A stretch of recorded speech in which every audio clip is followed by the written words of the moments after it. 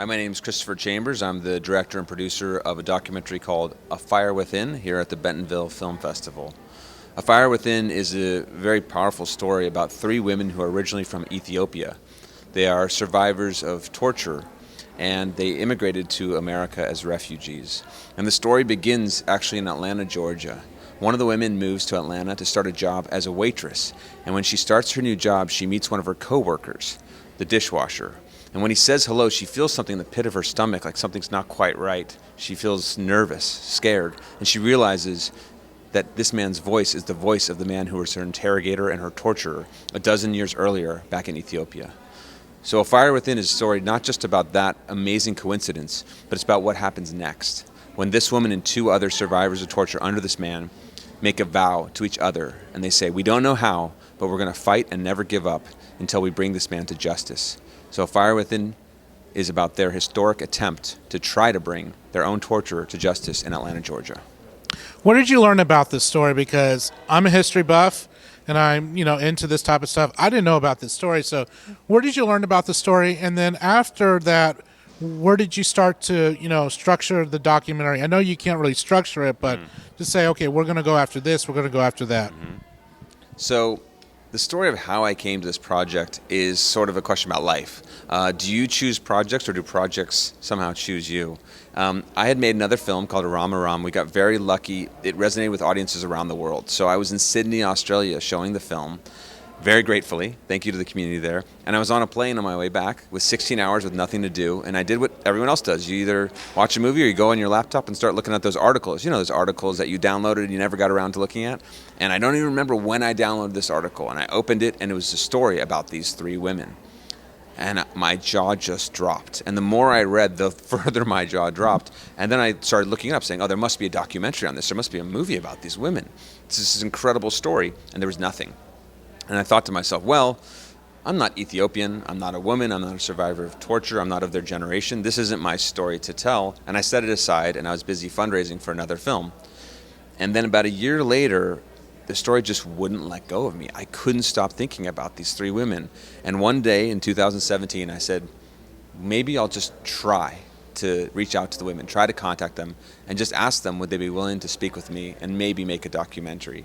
And that first phone call was the beginning of a 4-year journey that led now to us touring around the world with A Fire Within.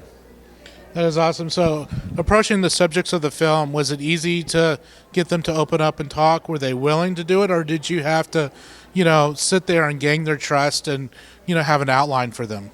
So when I first embarked on the journey of trying to contact the women, I was a complete stranger calling and emailing another stranger and asking about the worst thing, the most traumatizing thing that ever happened in their life. And I can never understand what that's like, but all I can tell you is that none of them returned my phone calls. So time went by, and I was very frustrated. I thought, I just want to talk to them. I don't want to bother them. I just want to ask them would they be interested. And I couldn't get through to them. Finally, I reached out to one of the lawyers involved. There was a team of lawyers that came on board, and they volunteered to help these women with their historic attempt. And so one of them is a very eminent Atlanta lawyer, trademark lawyer actually, and he said, fly out to Atlanta, have lunch with me. At the end of the lunch, I'll decide what I think of you, and I'll decide whether or not to let you get in contact with the women. And to be honest, I couldn't tell what he thought of me. He's this very charming, smooth Southern lawyer. I'm from Los Angeles. We don't have these kind of smooth operators, and I couldn't tell if he liked me or thought I was a dirtbag. So we had this lunch. I flew home. I didn't know where I stood with this man. He seemed to like me, and then a few weeks later, I got a call from the first of the women. She called me up. We had a phone call. It was a 3.5-hour phone call, and we didn't talk about the film. We didn't talk about documentaries. We just talked about life, and I realized what was happening is she wasn't asking me what kind of person I am and what kind of project I want to do. She was talking to me about life and judging for herself what kind of person I am. And this began a very long process of developing a true friendship with the women and then gaining their trust. Because they're very strong women. They have no problem saying no. They do it all the time. There's other people that have tried to make documentaries about this, and they've said no. And so I truly respect them. And here's what I said to them. I said, look, if you trust me to tell your story, then I'm going to make you a promise. which is a crazy promise. And I promise that no one will see this film in public. It will never be finished until you approve of how I told your story, until you believe I've served your story. And that was a very, very dangerous thing to do, because if they never liked the film, then I could never show it without breaking this promise. And what happened was, I eventually, after a year of editing, I brought the film to each of their homes, showed them the film, very intense, powerful experience, and they're very strong. So they had no problem saying, Christopher, you screwed that up. You connected this and this. That's not what I was thinking. That's not why I did that. I did this for this reason. And I said, well, I got to go fix this. And I went back to my editor. I said, let's take the weekend off because we got to fix a bunch of stuff, and I don't know how. But I know that if we figure it out, we can make the film better. And because of the women and because of their strength and because of this open dialogue we had, it made the film a lot richer and a lot more powerful. The film is powerful. It's very rich. Talk to me about the structure of the film, because what I really liked about your film, it wasn't Unsolved Mysteries or ID Discovery Channel, special or Lifetime Movie of the Week. It was a very intimate and powerful documentary. So talk to me about the filming process, but also to the editing and how you structured it and why you structured it like that. Yeah. Well, first of all, it's just very moving for me to hear anybody takes time to watch the film and connects with it. So I appreciate that a lot. So the structure of this film, it has three parts to it. We have the interviews with each of the women, with all of the lawyers involved and some experts as well. Then we have archival material, which goes back all the way to the 1970s, which is the era where these women grew up as teenagers at the time of a revolution in Ethiopia when a dictator took over. And I went to Ethiopia, and actually there the government runs and owns the main channel there, and I got permission to go through their archives. So I spent 3 weeks going through their archives, finding tapes from that period to find authentic footage from the 1970s to show what their teenage years were like, because they had really great childhoods. And the other part was recreations. So there's no footage of the day that Edge met her coworker at the hotel in Atlanta, right? No one was carrying around phones taking selfies. Right. This happened in 1989. So we decided, I come from a narrative background, so to do narrative sequences, basically the goal was to create an emotional experience and a cinematic experience, not something like you see normally on like true crime TV, and not a historical, educational dry documentary. I want to share this women's story, and their story is like extraordinarily powerful.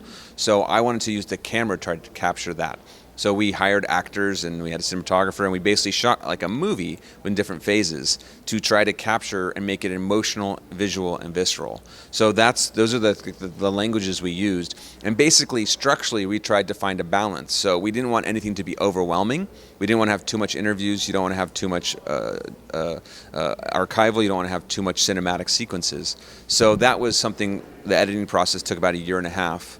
And one thing I do is micro screenings. So when I'm toward the end of editing, I start doing little screenings with up to 3 to 5 people.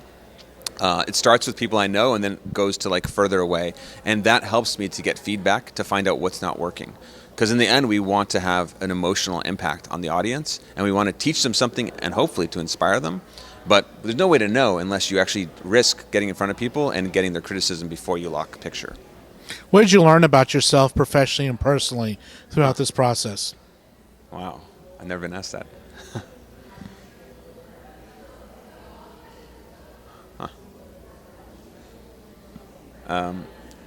So this process, I thought this film would take about a year and a half, and it's taken 4 years. And a lot of times people, throughout the different struggles we had making this, would basically ask me, like, why are you making this movie? Like, what does this movie have to do with you? And I think what I realized is that I was so driven to tell this story, and I believe in it so greatly, is because I'm very inspired by the ability of cinema and this camera, like the camera that's recording me, to create empathy between people we think we have nothing in common with. And for me, the challenge is, can I tell these women's stories, but also can I take somebody who's a college student in Arkansas or a grad student in upstate New York who thinks they have nothing to do with 3 Ethiopian women who are survivors of torture, and help them to connect and to care. And if I can do that, I think that's the most exciting thing that cinema can do. And that's also what America's all about. That is the history of our nation, wave after wave, leaving countries where something terrible has happened and coming here to make a better to make a better life, but also to make the world a better place. Awesome. Lastly, what is the website and the social handles for your film so we can follow the great successes of this documentary? Thank you. So we just started touring. We just premiered at the Atlanta Film Festival, won the Best Documentary Audience Award, and now we're going to be touring all over the world and then do a theatrical release.